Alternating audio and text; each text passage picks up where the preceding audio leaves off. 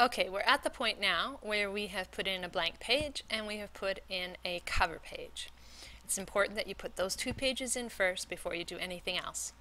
We've also changed the left margin to 1.5 inches because this will be a bound document. Now what we need to do is, while we're on the Home tab, we need to start changing the look of the document. To do that, you need to make sure you're in the right style sheet. The styles that I chose for this are located under the big blue A. I went to Style Set and I selected Formal. When Formal appears, you get this kind of style set before you. You can see that every time I place my cursor over any one of these style sets, the heading changes because that's where my cursor is currently flashing.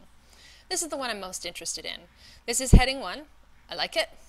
And not everything's perfect about it, so I'm going to change a few elements. I'm going to click once on it, and then what I'm going to do is I'm just going to change this very quickly,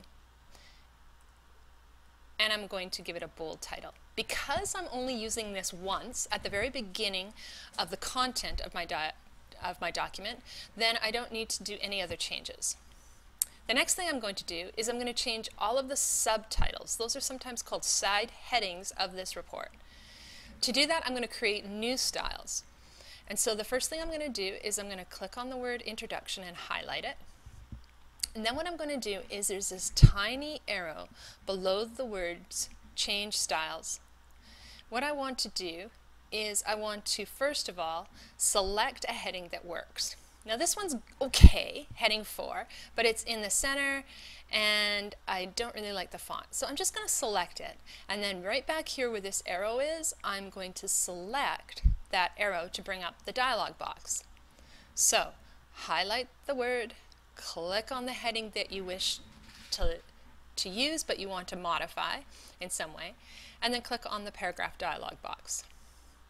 Down at the bottom of that box is something called New Style. What you want to do is you want to create a new style from the one that already exists out of heading 4. So I'll click on New Style. I'm going to change this. It's no longer going to be called a style of any kind. In fact, it's going to be something that I can remember. So I'm going to call it Subheadings, and I'm going to call it Medical Report so that I know which document it's associated with. I'm going to see what style it's actually based on, and I'm actually going to select Subheadings Medical Report.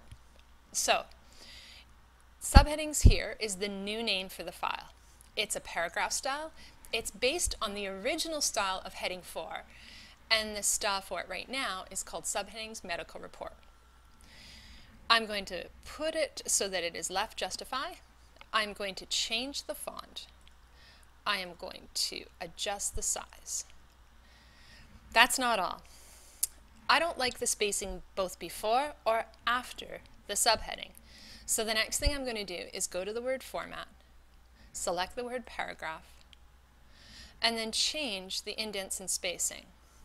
I'm going to bring this up to 18 before the subtitle and after the subtitle. So there'll be 18 points between the beginning of the introduction and after the introduction. I'm going to click on OK right here. Once I've done that, I'm going to take a look at what it looks like in my preview. Yep, I kind of like that. It works. And I click on OK.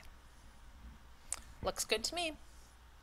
I click outside that. If you really like what you see, then what you can do is I'll just close that particular box. You can see that it now appears as a brand new style in the Styles group.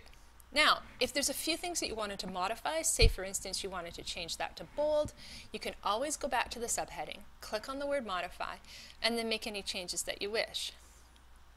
I like it the way it is. I'm going to click on OK. Once you've done that, you then need to apply this particular style to the rest of the paragraphs. I suggest you take a break, figure out how to create a new style based on heading 4 or another heading that is suitable, and then make sure that it's saved as its own new name right here before continuing. We're back. So you've created the style, you've named it something new, and it's called Subheading Medical Report. And now what you're going to do is apply that new style to all of the other headings in the document. To do that, you highlight the original new style, double click on Format Painter in the clipboard group, and then you can see that your cursor becomes a little paintbrush. Click once before every one of those subtitles. And because I double clicked on Format Painter, it allows me to do this. I like this. It's easy.